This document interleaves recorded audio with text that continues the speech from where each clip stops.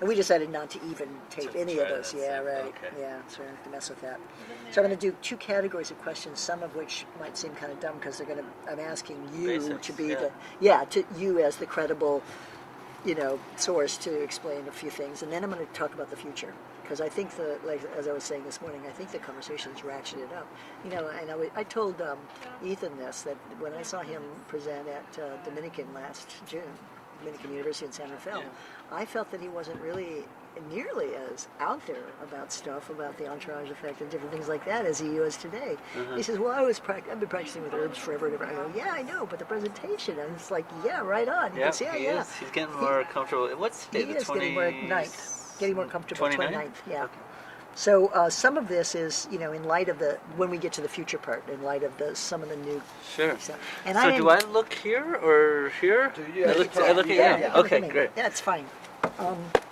So what we're going to start with is a couple warm-up questions, and I'd like you to start by stating your name and spelling it for the editor. Okay. And then a sentence or two about who you are. Okay, my name is Dustin Sulak. That's Dustin Sulak. And I'm an osteopathic physician. I've been practicing in Maine in private practice since 2009.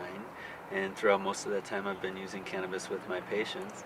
I've expanded the practice due to patient need to include 2 locations in Maine, one in Massachusetts, about 15 medical providers, and about 18,000 medical patients, all with real conditions that are using cannabis to promote health and relieve their symptoms.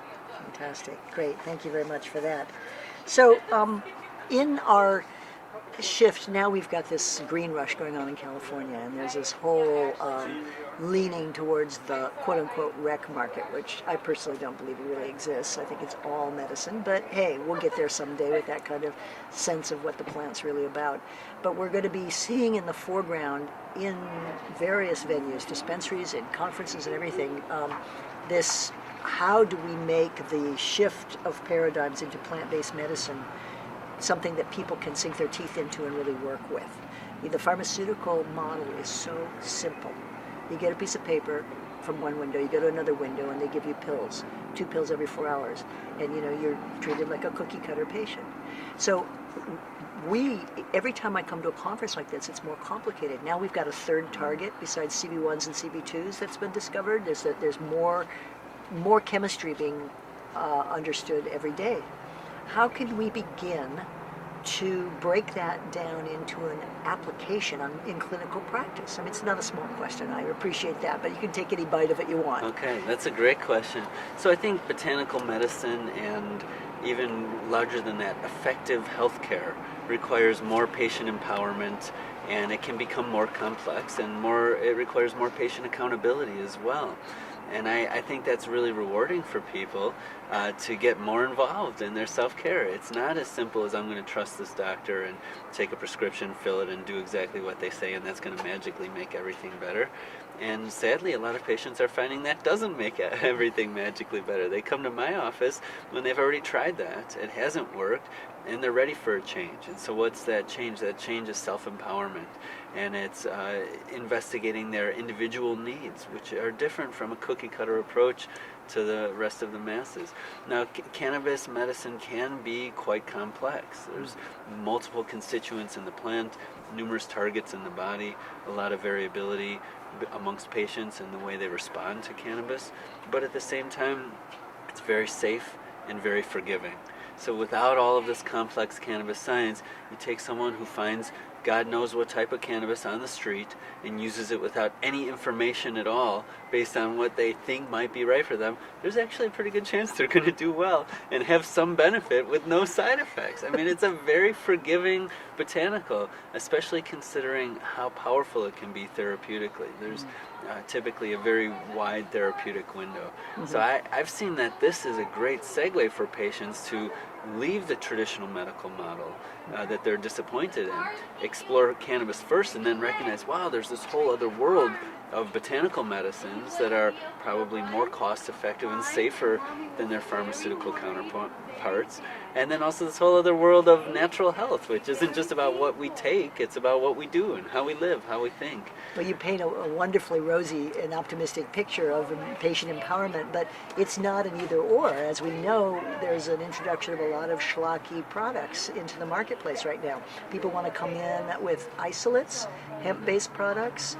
How do you see, some people... You're going to have to ask that again. This is so loud. What Is they're it- doing. Can you just... You're getting side noise? Okay. Oh, they're just, the kids. I'm sorry, but... I That's can, fine. It's Okay. just way And over. I can try to repeat some of the questioning too, Okay, if that helps. It's just they're echoing quite loud. And I'm feeling they'll be out of here soon. Okay. No problem. Okay, we're done.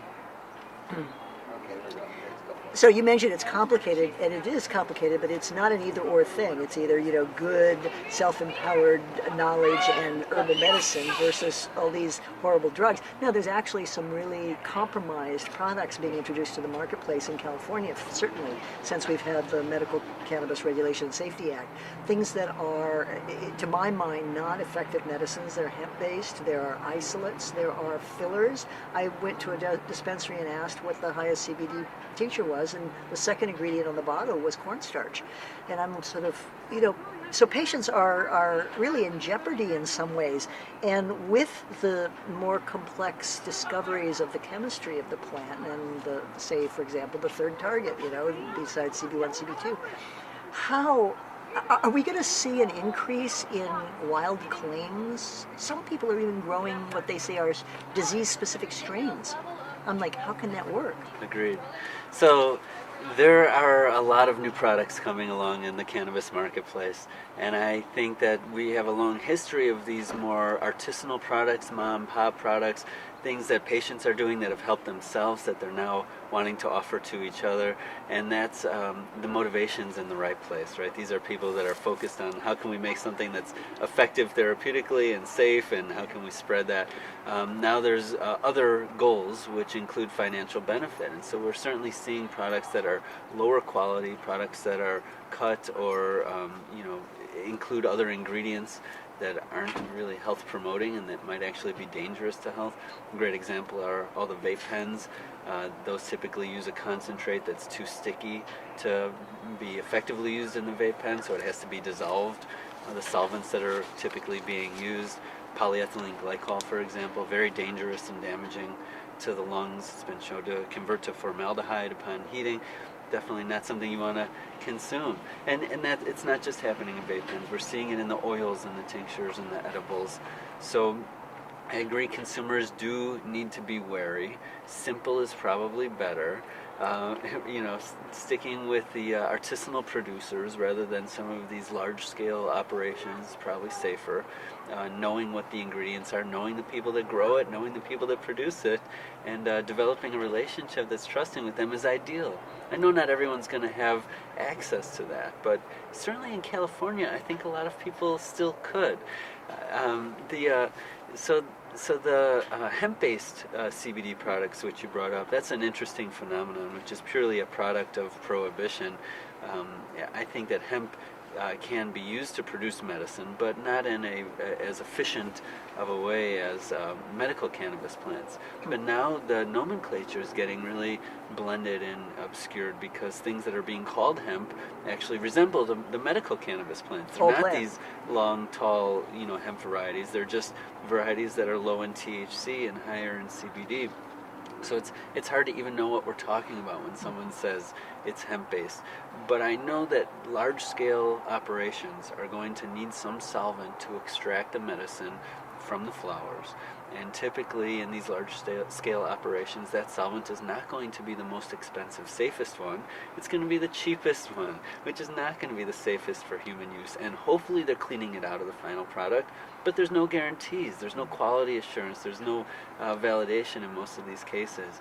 So again, I recommend for patients to stick to what's safer and natural, which tends to be the more artisanal products. Good advice. Let's take it a step further. That's about the products. Now, what about how will all of these new discoveries in the plant and in the chemistry of the plant affect delivery system, our consideration of delivery systems? I've been recommending that smoke's not the best way. It's good for symptom management, but not for long-term healing. What are your thoughts on that? I think that the delivery methods that are traditional are still working. Inhalation, as you said, is great for a rapid onset, but it's not best for everyone. The oral mucosal route, I think it's hard to beat. So put some oil or tincture in your mouth, hold it there for a minute or two, and then swallow. What you don't absorb through the blood vessels in the mouth, you'll get through the GI tract. It's really hard to beat that. It's easy to titrate it. It has an intermediate onset, intermediate duration. It works well for people. I don't suspect that we're going to see nanotechnology and transdermal technology and all these other possibly patentable delivery methods beating the good old-fashioned way of hold it in your mouth for a minute. Yeah, right. Or suppositories are good. Do you think? You know, I see mixed results with suppository, and I think that a number of patients are probably wasting some of their medicine and not absorbing it. A lot of people say, I use a suppository of THC because it doesn't give me a psychoactive effect, and I would suggest that probably indicates you're not absorbing it, because if you are, there should be a psychoactive effect. Maybe not the same type of effect you would get by swallowing it, because the rectal route would avoid the first pass liver metabolism, so you don't get that long-term effect and that conversion to the hydroxylated form of THC. But if you're taking THC rectally and you're not feeling a psychoactive effect, you're probably wasting your medicine. If you're not treating a colorectal cancer or some other problem in the pelvis, probably better just to put it in your mouth. It's and hard. easier. Yeah. Right? It's hard for infants and some old people that are in. Yes. If you have an inability to take it by mouth, I think rectal could be a good That solution. could be a solution that way. Have you heard of CBD crystalline? Sure. And is So- that a good product? I mean, it depends. It depends on a lot of things. Is it clean? Does it have fillers and stuff? It would be just an individual molecule. What we know from a lot of botanical science, including cannabis science, is that the whole plant and the entourage of all these compounds tends to work better than the individual molecule. But even as an individual molecule, CBD can still be therapeutic. And if it's clean, I would expect that it could help people. And maybe it's more cost effective in some ways. I'm not sure. But I would always return back to the whole plant artisanal product. It's going to be hard to beat that. How do you see another whole shift? I know we're watching it. We got it. We got it. How do you see all of this new science and the new acceptance and almost eager seeking out by allopathic medicine which is very, I think, Yes. encouraging that that's happening, and the rush of patients who are less afraid now that we've passed medical regs here in California and they're coming into our dispensary by droves and feeling safer to do so, which is that's all good. But how do you see policy, and obviously deschedule? Everybody's saying until the feds do something, we can't do anything. But there are other blocks. So aside from the federal obvious block, what is standing in the way of our really achieving the greatest good for the greatest number of patients with herbal cannabis medicine? What are the blocks? Well, I think the blocks are naturally dissolving. When I used to present, say 5 years ago, to a room full of doctors, after my presentation, I'd welcome questions and I'd get stories about how marijuana ruined people's lives and how terrible it was. Now I'm getting questions about, can it help with opioids? Can it help with ADHD? Because clinicians are interested in treatments that can help their patients. That's always been there. But the other thing that's been there in the past is, number one, a familiarity with getting that information from pharmaceutical representatives. I think a lot of clinicians are starting to, rightfully so, distrust that information.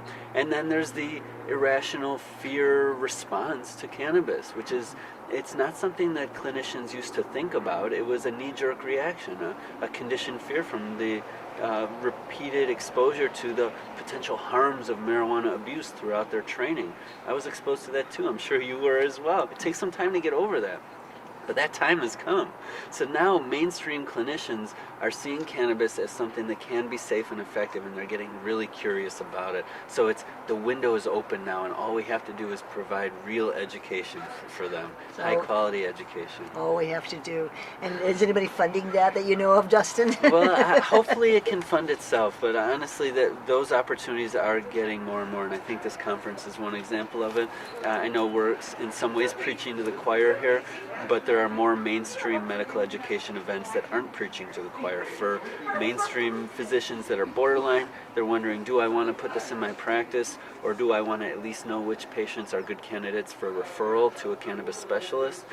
They're coming out of the woodwork now. They want to learn this. They have to. They need better treatments, especially when it comes to chronic pain. National Institute of Sciences just released, there's conclusive evidence that cannabinoids are great treatments for chronic pain. That evidence does not exist for opioid drugs. It's minimal for all the other treatments out there, and that's obviously a really big problem, and clinicians need a better solution. So clinicians, allopathic practitioners, we've talked about a little bit about the products. We certainly talked about patient empowerment. I work a lot with the industry in the Emerald Triangle, in Humboldt and Mendocino counties. They have felt, largely because of prohibition, distanced and divorced from what's going on out there in the marketplace. Patients, practitioners, healthcare providers, heck, no connection whatsoever. So how do we begin to, what do you think are the next steps to help the industry step up to its responsibility as providers of good, healthy medicine, cannabis medicine? Well, I sure know what I'd like the industry to be doing, and that's caring about the outcomes in patients more than they're caring about their bottom line. There obviously has to be a balance there. My hope is that the spirit of cannabis as a healing medicine at so many levels can weave these entrepreneurial interests into something that's beneficial for all. And I think if anything can do that, cannabis will be the thing that can. Oh, on that very hopeful note, we'll end it. Thank you so much, You're Dustin. welcome. Thank you for this good work you're doing. Yeah, you bet. Thank you. All right, guys. See you in Ohio. Thank you. Okay, sounds great. Thank you. Thanks a lot.